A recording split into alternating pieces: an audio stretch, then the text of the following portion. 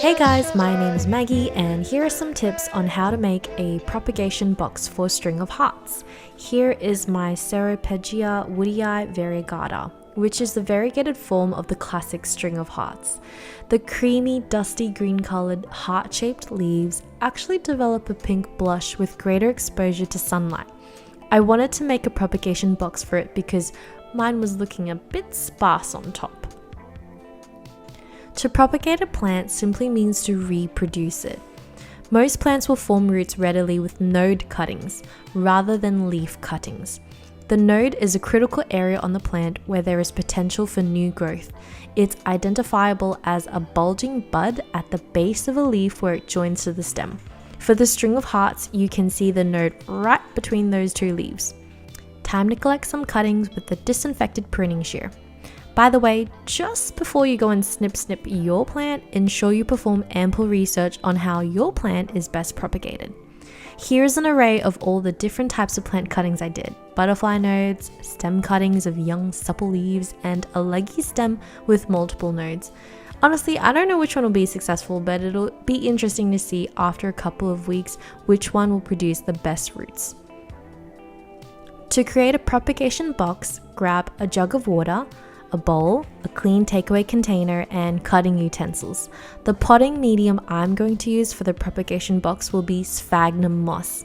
It's fantastic because it retains moisture of up to 20 times its weight whilst being structurally airy and fluffy to prevent rot.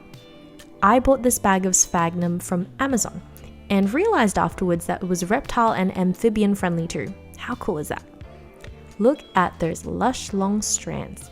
Feel free to remove any hitchhiking twigs too. Submerge the sphagnum moss in a bowl of water for a few minutes. You don't have to use filtered water, just make sure the water is at room temperature. Set that aside while you punch ventilation holes into the takeaway container's lid. I totally thought I would start a revolution by using a hole puncher. Yeah, nah. Good old trusty scissors. Cut a handful of small ventilation holes into the lid only.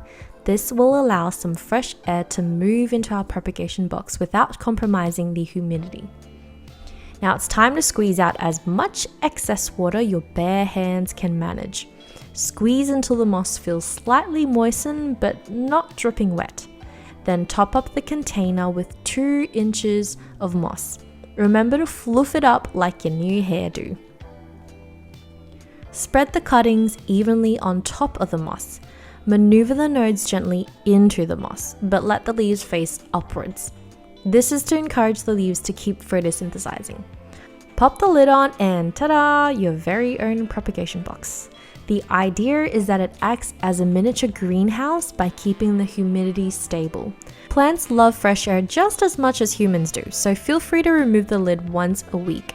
If you ever need to top up on the moisture, simply spritz it with some water. Don't pour water in. Think morning dew, not torrential downpour.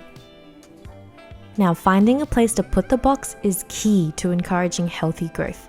The high humidity within the box needs to be balanced with a bright, sunny location, preferably by a window that would provide decent hours of indirect light every day. Well, I hope you enjoyed this video. Every time I say sphagnum, I think of the name Steven with a PH and that dog meme, Steven. I love it.